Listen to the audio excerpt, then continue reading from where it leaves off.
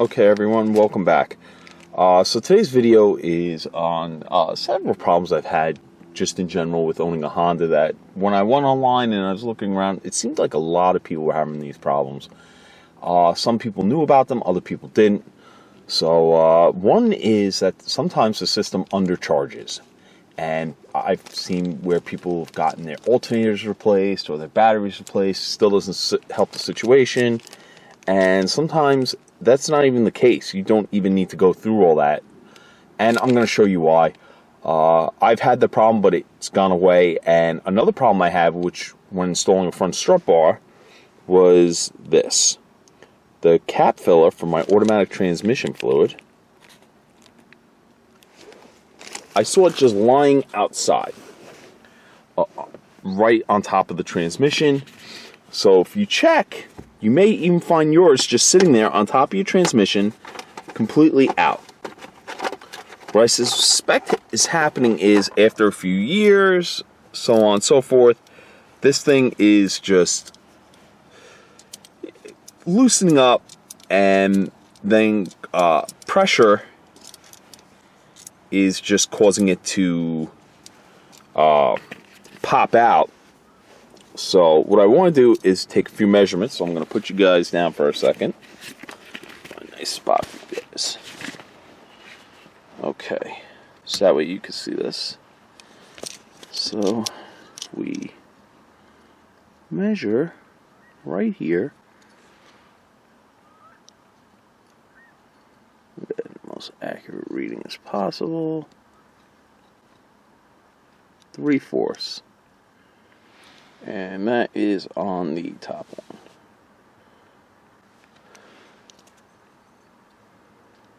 If I measure the next one,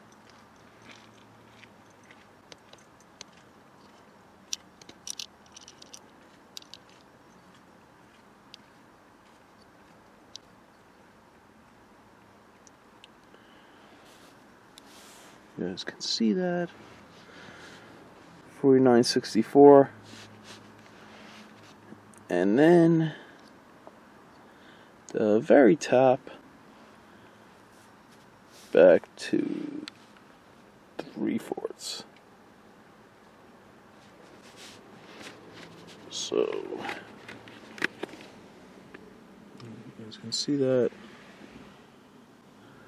or the reading. Let's see if I can get it a little clearer for you guys. 3/4.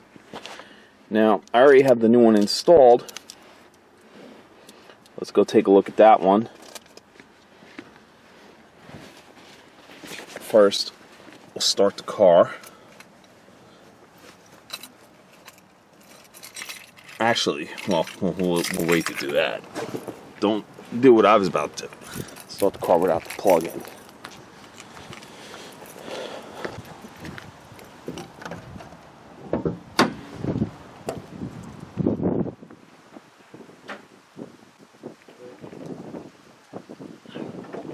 Okay, so the electrical issue I was telling you guys about has to do with your negative lead.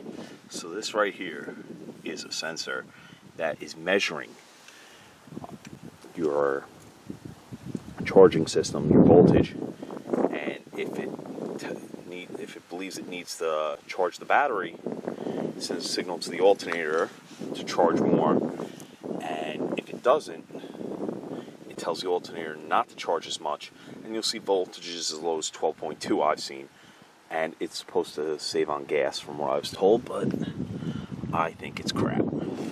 So now, moving on to the next part, there's your transmission. So if you look in between your positive and your airbox line, you will see it. So there's the new one, okay?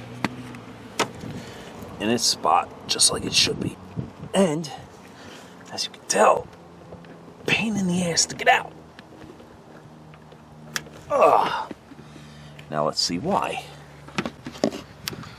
Okay, so we're gonna take some quick measurements. So now if I measure here,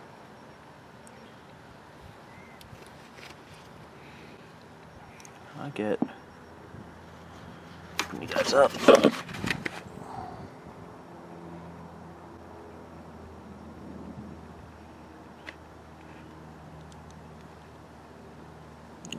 guys can see that.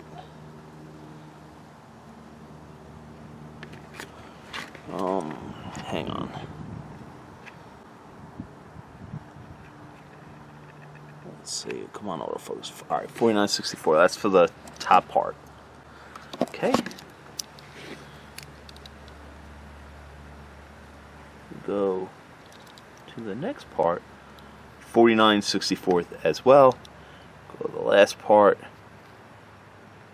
4964 as well. And that part is also 4964. So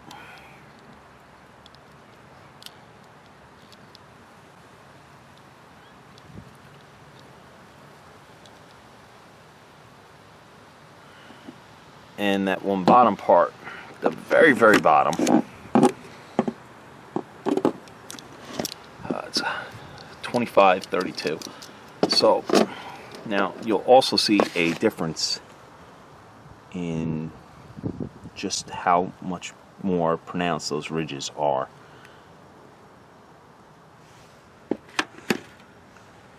So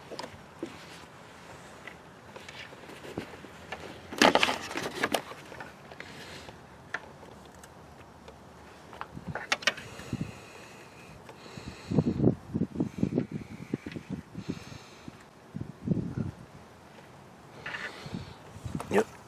Hang on, everyone. It is a literally night and day difference putting that plug in. So yeah, so my plug was just sitting out on the side in that little gap. Now I'll start this car up for you guys. So just be mindful of that. If you guys have a Honda, you may want to check that just to make sure.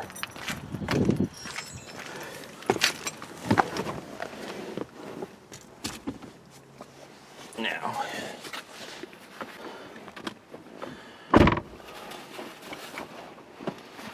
okay, somewhat clean hands.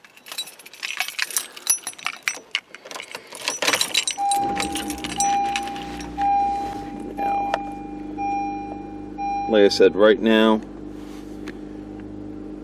my car seems to be charging normally. You can unplug that cable and the sensor leading to it, and your car will start charging. But if you do that, several bad things will happen. Your whole indicator lights come on, and it says, "Please check charging system." The alternator will start charging at 14.2 volts, and you know.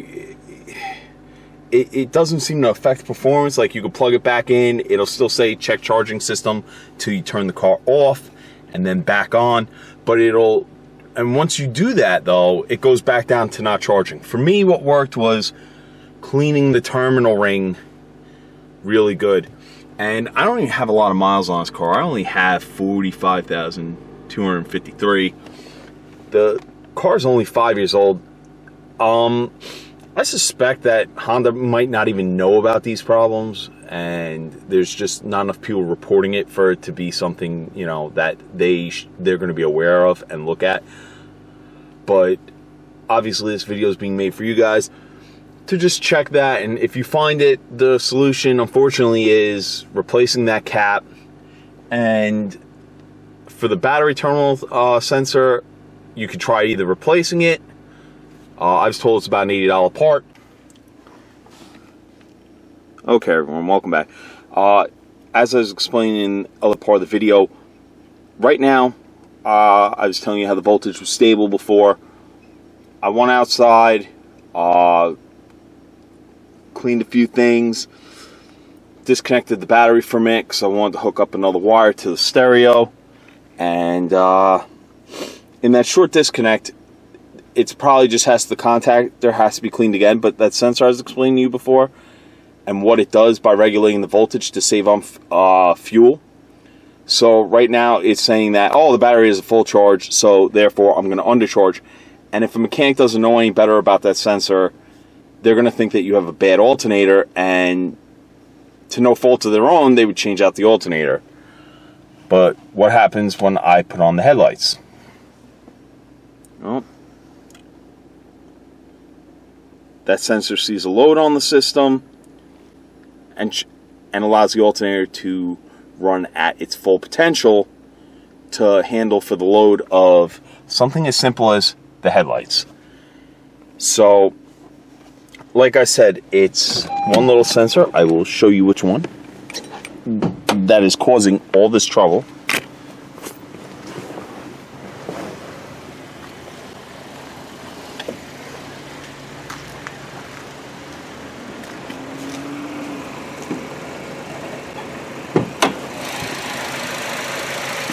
This sensor right here on your negative battery. So I'm thinking I just gotta clean this terminal up more, and then hopefully that sensor could read a little bit better. But technically it's doing its job, and that's why you might, see your battery not lasting as long. Like I said, I'd prefer if it just charged like this all the time. One way to make your car do this: run with the headlights on. If you do, see if I can get you a better shot. You keep it in the headlight position, you'll run at 14.2. The second you take it off, it's going to drop back down. So if you're finding that you're having a dead battery, or your car's not always starting, odds are it's that little sensor, and the best way around it, just drive with your headlights on for now.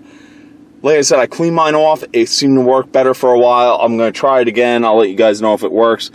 But that's my solution for now, is to, just put the headlights on and that problem goes away. Like I said, I don't agree with what Honda did here to save a few miles per gallon, but, it's their business, I guess. Okay, everyone, take care. Hopefully this helps. Thanks for watching.